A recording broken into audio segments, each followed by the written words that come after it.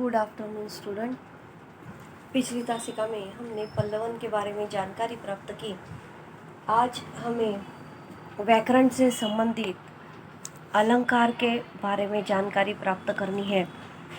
हमने देखा कि जिस प्रकार रस भाषा को सौंदर्य प्रदान करते हैं, अलग अलग रस जो है हमारे भाषा को और भी अधिकाधिक सौंदर्यपूर्ण और परिपूर्ण बनाने के लिए जिस प्रकार उनकी मदद होती है, उसी प्रकार अलंकार जो है वह अलंकार भी हमारे भाषा को समृद्ध बनाते हैं, सुंदर बनाते हैं, आकर्षक बनाते हैं और एक नया लहजा उसे प्राप्त कराते हैं। तो वह अलंकार क्या है, अलंकार क्यों कहा गया है? तो देखिए, जिस प्रकार मनुष्य है, स्त्री वर्ग है, छोटी बच्चियां हैं, लड़कियां हैं, वह लोग जब तैयार होते हैं तो और भी अधिकाधिक अच्छा दिखने के लिए वह लोग अलग अलग प्रकार के जेवर अलंकार अपने शरीर पर धारण करते हैं। तो उनकी सौंदर्यता जो है वह और भी अधिक उन अलंकारों से अच्छी लगने लगती है, सुंदर लगने लगती है, उनका रूप बदल जाता है। उसी प्रकार यह भाषा का रूप बदलने के लिए, भाषा को और भी अधिकाधिक आकर्षक और सुंदर बनाने के लिए अलंकार अपना योगदान देते हैं। तो हमने पिछले साल शब्द अलंकार क्या होता है उसके बारे में हमने 11वीं कक्षा के अंतर्गत यह जानकारी प्राप्त की हुई है। इस साल हमें यह देखना है कि अर्थ अलंकार किसे कहते हैं। मुख्य रूप से आपको पता है कि मुख्य रूप से अलंकार के 3 प्रमुख भेद माने गए हैं। वह कौन कौन से 3 प्रमुख भेद हैं? तो पहला है शब्द अलंकार। सबसे पहला है शब्द अलंकार। दूसरा प्रमुख भेद है अर्थालंकार और तीसरा एक भेद है उभयालंकार। तो अलंकार के यह 3 प्रमुख भेद माने जाते हैं। इन 3 प्रमुख भेदों के अंतर्गत जो सबसे पहला भेद है शब्द अलंकार, वह शब्द अलंकार के बारे में आपने 11वीं कक्षा के अंतर्गत जानकारी प्राप्त की है। और इस साल हमें यह अर्थ अलंकार क्या है, उसके उपभेद कौन कौन से हैं, उनके बारे में जानकारी प्राप्त करनी है। तो चलो हम देखते हैं कि अर्थ अलंकार किसे कहा जाता है। मुख्य रूप से मैंने अभी आपको कहा कि जिस प्रकार स्वर्ण आदि के आभूषणों से शरीर की शोभा बढ़ती है, उसी प्रकार जिन साधनों से काव्य की सुंदरता में वृद्धि होती है, काव्य और भी अधिकाधिक सुंदर और आकर्षक लगने लगता है, उसे सुंदरता प्राप्त होती है काव्य को, तो वह है अलंकार के द्वारा। तो काव्य की सुंदरता में वृद्धि होती है, वहाँ अर्थ अलंकार की उत्पत्ति होती है। मुख्य रूप से अलंकार के 3 प्रमुख भेद है, शब्द अलंकार, अर्थ अलंकार और उभय अलंकार। 11वीं कक्षा के अंतर्गत आपने शब्द अलंकार का अध्ययन किया या हमें अर्थ अलंकार का अध्ययन करना है, ठीक है। तो अर्थ अलंकार के अंतर्गत 5 उपभेद प्रमुख है। वह कौन कौन से हैं? पहला है रूपक अलंकार, दूसरा है उपमा अलंकार, तीसरा है उत्प्रेक्षा अलंकार, अतिशयोक्ति अलंकार और दृष्टांत अलंकार। यह 5 उपभेदों का अध्ययन हमें 12वीं कक्षा के अंतर्गत अर्थ अलंकार में करना है। तो अब हम देखते हैं, सबसे पहला है रूपक अलंकार। रूपक अलंकार हम किसे कहेंगे? तो अभी ध्यान से सुनिए, यह व्याकरण का विषय है और व्याकरण के अंतर्गत हमें किसी भी प्रकार की यदि जानकारी पूरी प्राप्त नहीं हुई तो हमारा ज्ञान अधूरा रहता है और उसके साथ साथ हमें भाषा समझने के लिए भी कठिनाई महसूस होती है। तो देखिए, रूपक अलंकार के अंतर्गत हमें रूपक अलंकार किसे कहते हैं? जहाँ रूप, गुण, आकृति, प्रकृति आदि की अत्यंत समानता के कारण उपमान और उपमेय दोनों को एक रूप मान लिया जाता है, वह रूपक अलंकार होता है। उदाहरणार्थ अर्थात देखिए, एक वस्तु के साथ दूसरी वस्तु को इस प्रकार रखना कि दोनों अभिन्न जान पड़े, दोनों में कोई अंतर न दिखाई दे।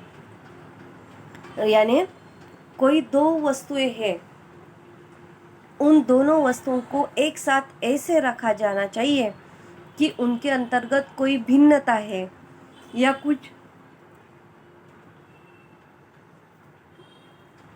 कुछ बदलाव है, वह बिल्कुल भी दिखाई नहीं देना चाहिए। मानो ऐसे लगना चाहिए वह दोनों भी वस्तुएं एक ही है, समान है। तो यह रूपक अलंकार कहलाता है। जैसे किसी वस्तु का रूप, उसकी सौंदर्यता, उसकी गुण, यानी वह कितना अच्छा है, कैसा है, कौन से उसके पास अच्छे अच्छे गुण हैं, उस आकृति, उसकी प्रकृति आदि की अत्यंत समानता के कारण उपमान और उपमेय दोनों को एक रूप मान लिया जाता है, वह रूपक अलंकार होता है। एक वस्तु के साथ दूसरी वस्तु को इस प्रकार रखना कि दोनों बिल्कुल भी एक समान जान पड़े, दोनों में कोई अंतर न दिखाई दे। समसमानता जब काव्य में दिखाई देती है, वह रूपक अलंकार होता है। रूपक अलंकार का उदाहरण देखिए अभी। पायो जी मैंने राम रतन धन पायो, सत की नाव। पहला उदाहरण मैं आपको बताती हूँ। पहले, पायो जी मैंने राम रतन धन पायो, यानी यहाँ पर संत मीराबाई का यह पहला उदाहरण दिया हुआ है।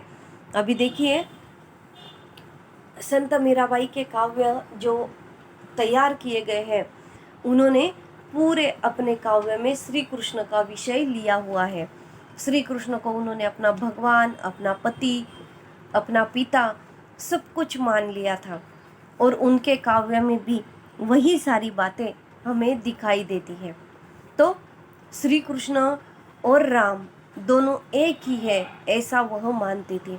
अभी हमने वही बात देखा कि रूपक के अंतर्गत रूप, गुण, आकृति और प्रकृति बिल्कुल एक समान दिखाई देनी चाहिए।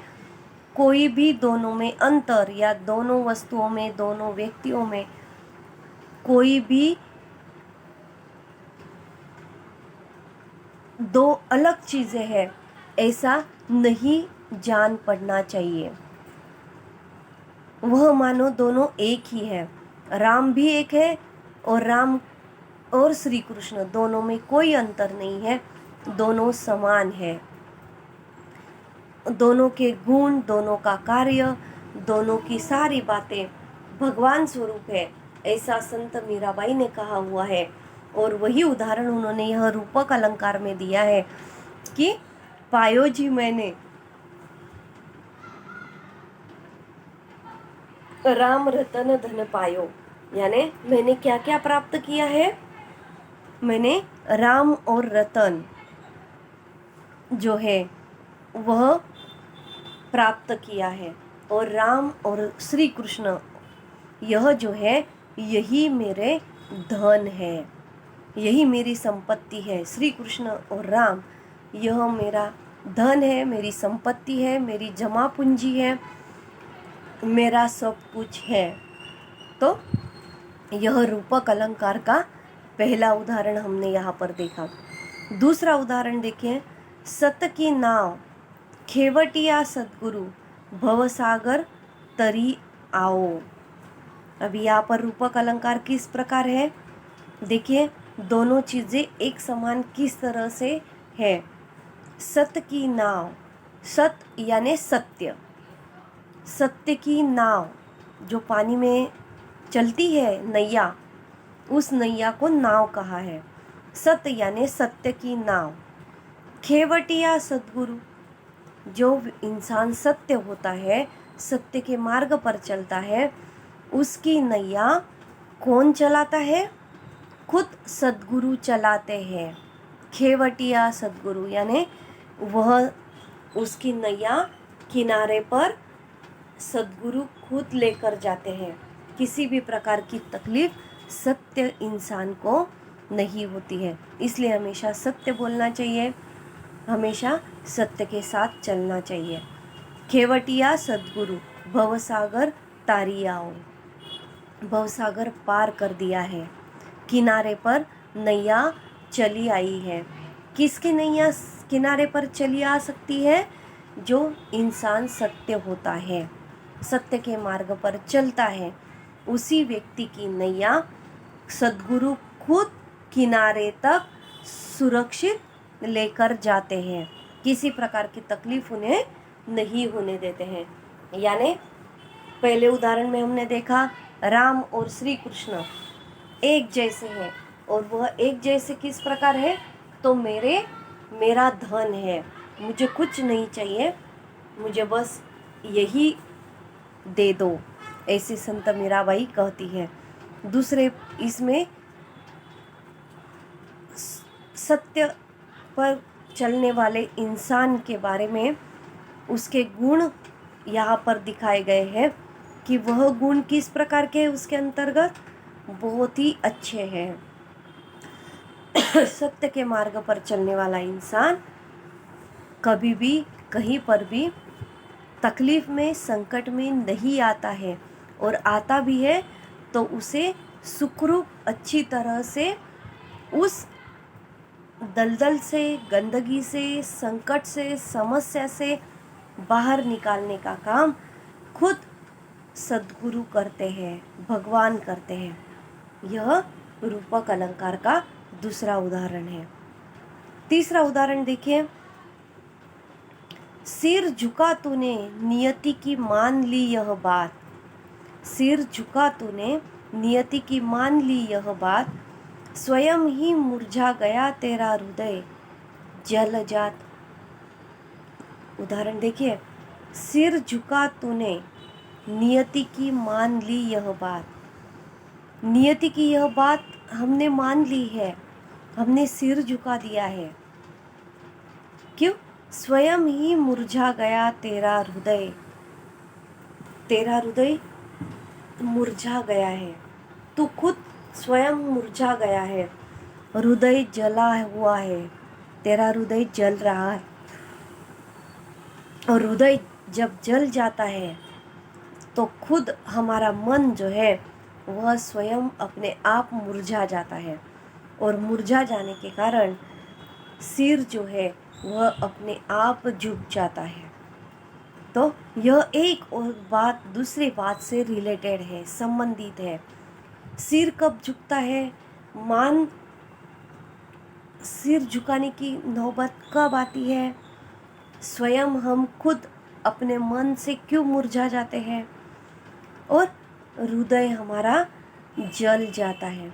कब ऐसी सारी बातें होती है, जब हमारे मन के विरुद्ध कोई बातें होती है, तो ऐसा हमारे शरीर में परिवर्तन हो जाता है, हमारे मन में परिवर्तन हो जाता है।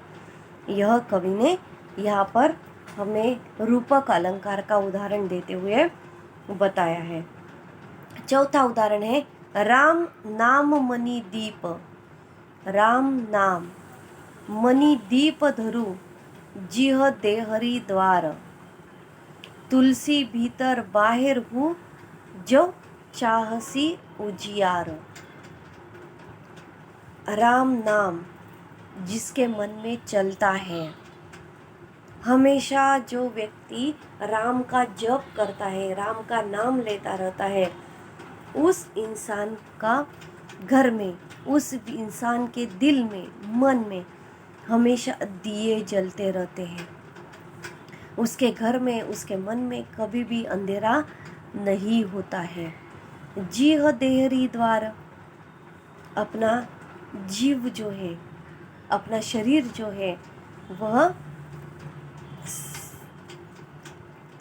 भगवान के द्वार पर ही रख देता है कि हे भगवान, सब कुछ तू ही है, तू ही करने वाला है, तू ही संवारने वाला है।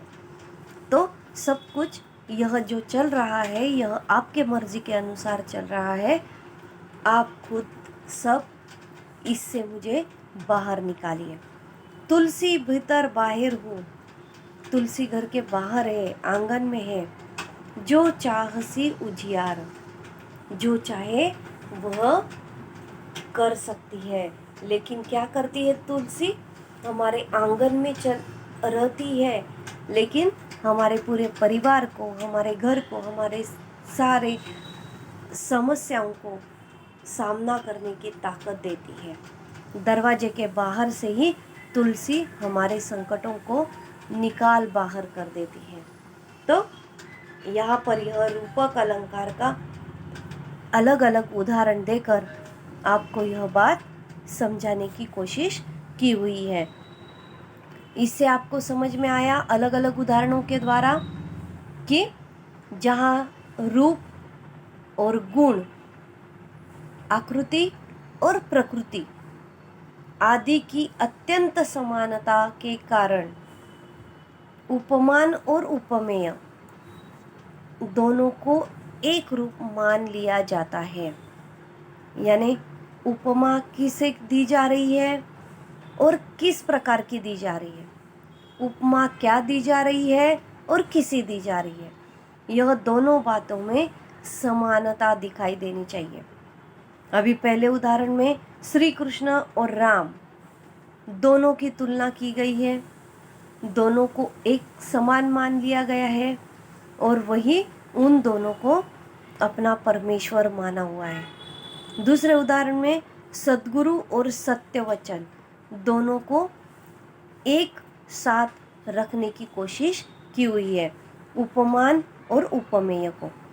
तीसरे उदाहरण में नियति सर झुकाती है, सर झुकाने के लिए कहती है, लेकिन कब? जब हमारा हृदय कमज़ोर हो जाता है, हम स्वयं मुरझा जाते हैं, हम खुद हार जाते हैं, तब हम सिर झुका देते हैं। और चौथे उदाहरण में राम नाम और दिया और तुलसी का महत्व रूपक अलंकार में बताया हुआ है। नेक्स्ट अलंकार यह आपकी समझ में आ गया है, तो हम आगे बढ़ते हैं। रूपक उपमा अलंकार। उपमा अलंकार हम किसे कहेंगे? देखिए, अभी उपमा देना, हम तारीफ करते हैं ना किसी की, तो उसे कहते हैं वाह, गुलाब की फूल की तरह सुंदर हो, चांद के जैसा तुम्हारा चेहरा है। ऐसे उपमाएं हम देते हैं। देखो उसके अंतर्गत कितनी शक्ति है, वह बहुत ही शक्तिशाली है, अर्जुन की तरह, ऐसा हम उसे कहते हैं। देखिए वह कितनी होशियार है, कि वह कितनी पढ़ाई करती है। किसके समान करती है? जो खुद की ताकत निर्माण कर सकती है, उसे अलग अलग उपमाएं दी जाती है। तो उन उपमाओं को हमें अलंकार के अंतर्गत देखना है। तो देखिए, अभी उपमा अलंकार किसे कहेंगे? जहाँ पर किसी एक वस्तु की तुलना, जहाँ पर किसी एक वस्तु की तुलना दूसरी लोक प्रसिद्ध वस्तु से, जहाँ पर किसी एक वस्तु की तुलना दूसरी लोक प्रसिद्ध वस्तु से रूप, रंग, गुण, धर्म या आकार के आधार पर की जाती हो, वह उपमा अलंकार होता है। अर्थात जहाँ उपमेय की तुलना उपमान से की जाए वहाँ उपमा अलंकार उत्पन्न होता है। बहुत ही आसान है उपमा अलंकार पहचानने के लिए भी और उदाहरण देने के लिए भी। तो किसी एक वस्तु की तुलना किसी दूसरी जगह प्रसिद्ध या बहुत ही प्रसिद्ध वस्तु के साथ की जाना उसे उपमा अलंकार कहते हैं। रूप रंग, उस वस्तु का रूप, रंग, गुण और धर्म और आकार के आधार पर वह तुलना की जाती है, और वह तुलना जब की जाती है वहाँ पर उपमा अलंकार होता है। उपमा अलंकार समझने के लिए आसान है, तो उसका उदाहरण देखिए अभी। वह दीप शिखा सी शांत भाव में लीन। वह दीप शिखा सी शांत भाव में लीन। अभी यहाँ पर उपमा कौन सी है देखिए। वह दीप शिखा सी शांत भाव में लीन, यानी वहाँ पर उपमा कौन सी दी गई है? दीप, यह उदाहरण दिया गया है, और दीप शिखा जो है शांत भाव में लीन है। किस तरह है? शांत भाव में वह लीन हो गई है, वह किसी भी प्रकार की समस्या में नहीं है। वह दीप शिखा कैसी है? वह शांत, वह जो व्यक्ति है, वह जो नारी है, वह कैसी शांत है? दीप शिखा सी। दीप शिखा यानी छोटा सा दिया जो हम घर में लगा कर रखते हैं। वह दिया चलता ही रहता है, उसमें हम जितना तेल डालते जाएंगे उतने समय तक वह चलता रहता है, और जब वह दिया जलता रहता है तो हमारा मन जो है प्रसन्न और शांत हो जाता है, और वह शांत और प्रसन्न मन जो है हमें अधिकाधिक कार्य करने के लिए उपयोगी होता है, मार्गदर्शक होता है, हमारी शक्ति होता है। यह उपमा अलंकार का पहला उदाहरण है। दूसरा उदाहरण देखिए। सिंधु सा विस्तृत और अथाह एक निर्वासित का उत्साह। अभी हमारी यह जो सिंध प्रांत जो था, हमारे भारत देश का एक हिस्सा हुआ करता था। जब हमारे पाकिस्तान और भारत दोनों देश जब अलग अलग हो गए तो वहाँ जो सिंध प्रांत था, वह सिंध प्रांत पाकिस्तान ने अपने कब्जे में कर लिया। तो हमारा जो राष्ट्रगीत है वहाँ पर सिंध ऐसे शब्द का प्रयोग किया जाता है, तो वह हमारा जग प्रसिद्ध प्रांत है। तो अभी सिंधु सा विस्तृत, सिंधु नदी भी है जो हमारे भारत से जाकर पाकिस्तान में भी बहती है, तो वह बहुत बड़ी नदी है। तो उसका उदाहरण यहाँ पर दिया है। सिंधु सा विस्तृत, सिंधु नदी बहुत बड़ी है, बहुत विशाल है, विस्तृत है और अथाह है, और बहुत ही पानी से भरी हुई है। जहाँ तक नज़र जाए वहाँ तक वह सिंधु नदी का पानी हमें दिखाई देता है। एक निर्वासित का उत्साह, उतना ही उत्साह किसके अंतर्गत होता है? सिंधु नदी को जब हम देखते हैं तो मन शांत प्रसन्न हो जाता है, और एक निर्वासित व्यक्ति का उत्साह बढ़ता है। हम एक जगह से दूसरी जगह जब घूमने के लिए जाते हैं, वहाँ पर कुछ अलग अलग चीज़ें, अलग अलग वस्तुएं हमें देखने को मिलती हैं, तो हमारा मन जो है प्रफुल्लित हो जाता है, और अधिकाधिक उन वस्तुओं को देखने में हम मग्न हो जाते हैं। तो उसी प्रकार यह सिंधु सा विस्तृत, सिंधु नदी सा विस्तृत और अथाह एक निर्वासित का उत्साह है। निर्वासित यानी दूसरी जगह से आया हुआ व्यक्ति, वहाँ पर जो स्थित नहीं है। उपमा अलंकार का तीसरा उदाहरण देखिए, निर्मल तेला जल अमृत के समान।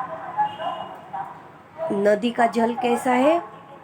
बहुत ही निर्मल है, साफ सुथरा है, स्वच्छ है, पीने में मीठा है। तो वह कैसे लगता है? कैसे उपमा दी गई उसको? अमृत सम, अमृत की उपमा दी गई है। अमृत जो प्राशन कर लेता है उसे जीवन दान प्राप्त हो जाता है। उसी प्रकार कवि ने यहाँ पर उदाहरण दिया है उपमा अलंकार का कि तेरा निर्मल तेरा जल बहुत ही सुंदर, साफ सुथरा, स्वच्छ है। उसे किसी भी प्रकार की गंदगी उसके अंतर्गत नहीं है, इसलिए वह निर्मल है। और वह जल कैसा है? अमृत के समान है। नेक्स्ट उदाहरण देखें, चरण कमल सम कोमल। हमारे चरण कैसे हैं? कमल की फूल की तरह है। चरण कमल, हमारे चरण, हमारे पाँव कमल की फूल की तरह है। और वह कैसे है? कोमल है, सम कोमल। चरण कमल सम कोमल। हमारे पैर जो है, हमारे जो चरण है वह बहुत ही कोमल है, सॉफ्ट है, सुंदर है, नाजुक है। किसकी तरह? कमल के फूल की तरह। ऐसी उपमा कवि ने यहाँ पर दी है। राधा वदन चंद सो सुंदर। राधा वदन, वदन यानी कहना। राधा क्या कह रही है? चंद सो सुंदर, चंद्र के समान सुंदर हो। राधा वदन, राधा कहती है चंद सो सुंदर, चंद्र से भी अधिक सुंदर हो। हाथ हाय फूल सी कोमल बच्ची, हुई राख की थी ढेरी। अभी यहाँ पर उदाहरण दिया है, बच्ची कैसी है? फूल जैसी है, कोमल है, हुई राख की थी ढेरी। और अभी क्या हो गया है? तो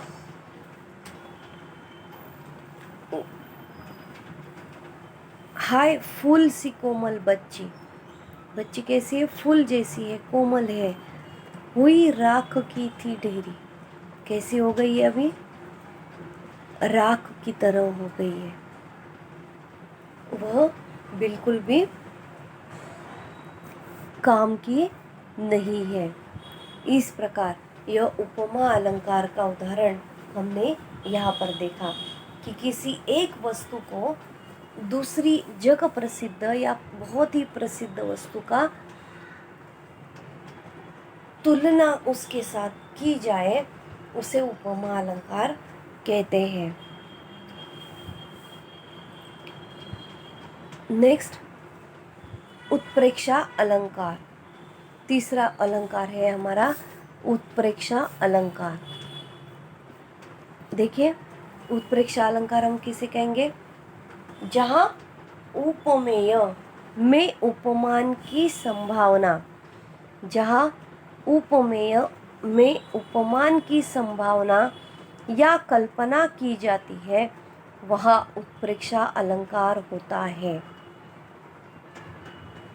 अर्थात उत अधिक प्र अधिक ईशा, मतलब प्रकट रूप से देखना।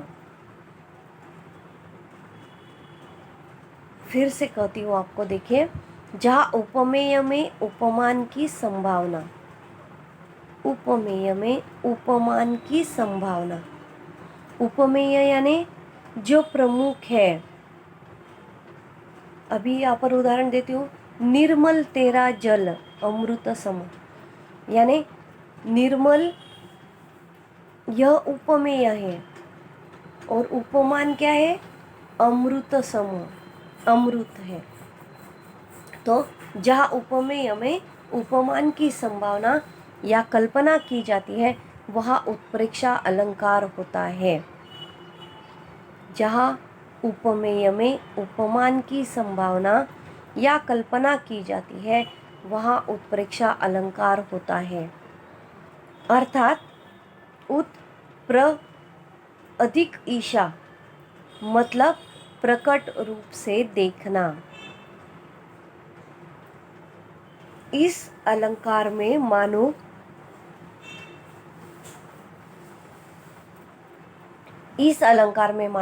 मनु मनुहु जो जानो जनु जानहु आदि शब्दों का प्रयोग किया जाता है। यानी यहाँ पर उत्प्रेक्षा अलंकार को हमें यदि पहचानना है तो हम किस तरह से पहचानेंगे?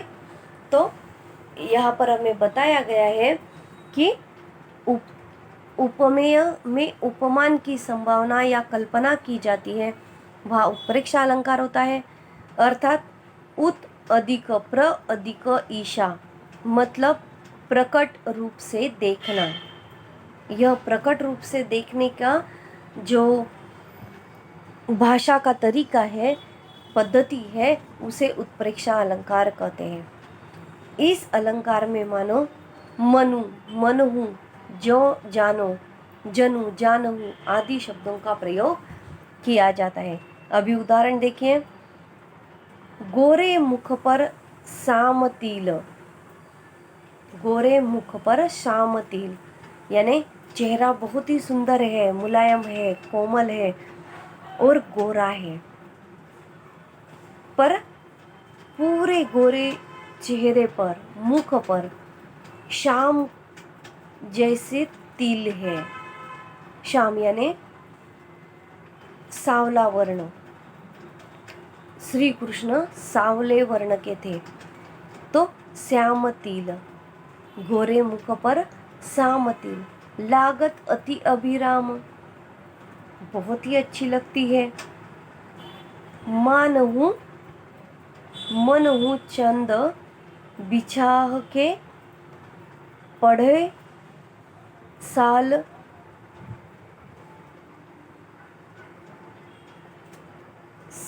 गराम। फिर से एक बार पढ़ती हूँ, देखिए। गोरे मुख पर साम तिल, लागत अति अभिराम। कैसे लग रहा है? गोरे चेहरे पर जो श्याम वर्ण का तिल आया हुआ है वह तिल लागत अभिराम बहुत ही सुंदर लग रहा है। मानहु चंद बिछाई के, कैसे? मानो चंद्र ने बिछाया है। यह श्याम तिल जो है वह चांद ने बिछाया हुआ है। पौड़े सालगराम यानी वह श्याम रंग के चेहरे पर, गोरे वर्ण पर, गोरे बदन पर, गोरे चेहरे पर श्याम वर्ण का काला तिल जो है वह बहुत ही सुंदर लग रहा है। मानो चंद्र पर बिछाए हुए जो दाग है, चंद्र सुंदर है, चंद्रमा बहुत ही सुंदर है, लेकिन उस पर जो काले धब्बे हमें दिखाई देते हैं उन काले धब्बों को भी देखकर हमारा चांद बहुत सुंदर लगने लगता है। इस तरह यह यहाँ पर उत्प्रेक्षा अलंकार का उदाहरण दिया हुआ है। एक छोटा सा तिल गोरे शरीर पर बहुत सुंदर लगता है। कैसे? जैसे चांद पर लगा हुआ छोटा सा धब्बा। यह उत्प्रेक्षा अलंकार का उदाहरण यहाँ पर बताया गया है। दूसरा उदाहरण देखिए अभी। पुलक प्रकट करती है धरती हरित तृणों की नौकों से। पुलक प्रकट करती है धरती हरित तृणों की नौकों से, मानो झूम रहे हो तरु भी मंद पवन के झोंकों से।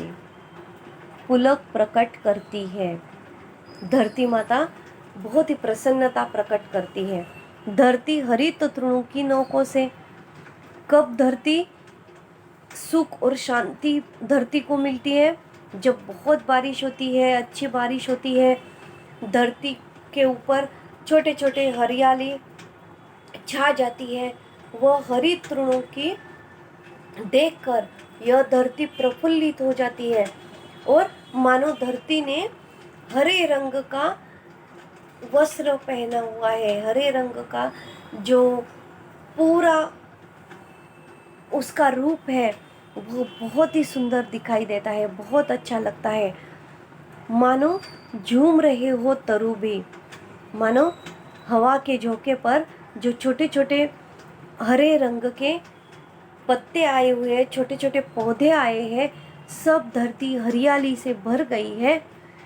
मानो वह छोटे छोटे जो धान उगकर आया है वह मंद पवन के झोंकों से, जब छोटी छोटी धीरे धीरे हल्की हल्की हवा चलने लगती है, उस हवा के झोंके पर यह आया हुआ जो तन है, जमीन में उगकर आया हुआ हरे रंग का तन है, वह झूमता रहता है, डोलता रहता है।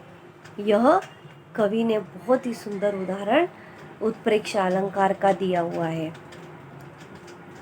तीसरा उदाहरण कवि ने दिया है, मुख बाल रवि सम लाल होकर। मुख बाल रवि सम लाल होकर ज्वाला सा बाधित हुआ। मुख बाल रवि सम, छोटा सा सूरज जब सवेरे सवेरे निकलता है, हम उसे देखते हैं तो उसकी जो हल्की हल्की धूप है, सुनहरी सुनहरे रंग की जो धूप है, वह धूप कैसी लग रही है? रवि सम लाल होकर। कैसा लग रहा है? यहाँ पर वातावरण कैसा है? सुनहरे रंग का है।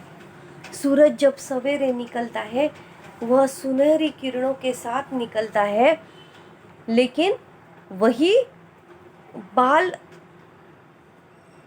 बचपन उसका होता है। जब सवेरे सवेरे सूरज निकलता है तो कवि ने ऐसा कहा है कि वह बाल स्वरूप होता है, ज़्यादा गर्मी नहीं देता है, लेकिन वह जो उसकी सवेरे की धूप है वह हमारे शरीर को बहुत ही लाभदायक होती है।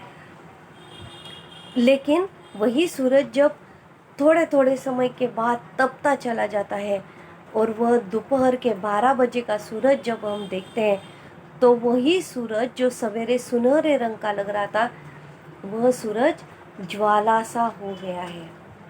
उसकी आग, उसकी गर्मी जो है वह सहन नहीं होती है।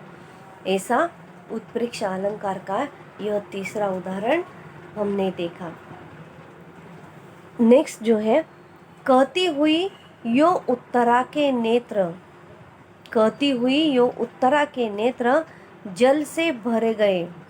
उत्तरा नक्षत्र के अंतर्गत बहुत बारिश होती है और ऐसा माना जाता है, हमारे पूर्वजों ने ऐसा कहा हुआ है कि उत्तरा नक्षत्र का जो बारिश का पानी होता है वह सीधा हम जब बर्तन में झेलते हैं और वह पानी जब हम पीते हैं तो हमारे शरीर की शुद्धि हो जाती है। हमारे शरीर के अंतर्गत जो सारी गर्माहट है, गंदगी है, वह सब कुछ निकल जाती है। उत्तरा नक्षत्र का जो बारिश का पानी है वह एक अमृत के समान है, ऐसा हमारे पूर्वजों ने माना हुआ है। और आज भी कई लोग उस घटना को, उस विषय को फॉलो करते हैं। उत्तरा नक्षत्र का पानी आज भी वह बारिश का उत्तरा नक्षत्र का पानी अपने बर्तन में समेटते हैं और घर में सबको, जैसे हम भगवान का तीर्थ देते हैं उस प्रकार वह पिलाते हैं।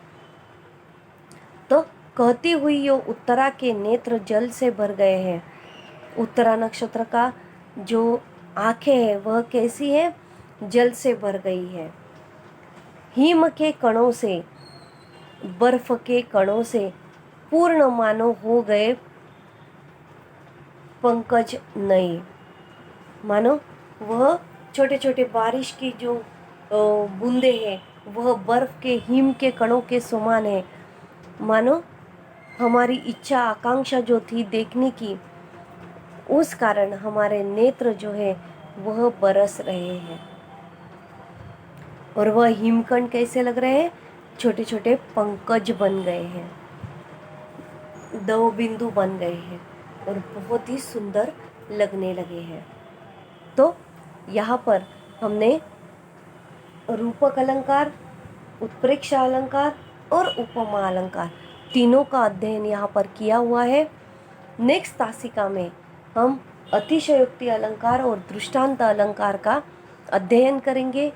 इन तीनों अलंकारों के अंतर्गत जो सारे उदाहरण आए हुए हैं उन उदाहरणों को आपको फिर से याद करना है और उन्हें हमेशा हमेशा के लिए ध्यान में रखना है, ताकि उपमा, उत्प्रेक्षा और रूपक अलंकार का क्या क्या उदाहरण है, उनकी विशेषताएं क्या है, यह आपको हमेशा के लिए ध्यान में रखनी है। तो यहाँ पर हम आज रुकते हैं। नेक्स्ट जो दो अलंकार हमारे हैं वह हम नेक्स्ट तासिका में देखते हैं। ठीक है, थैंक यू सो मच।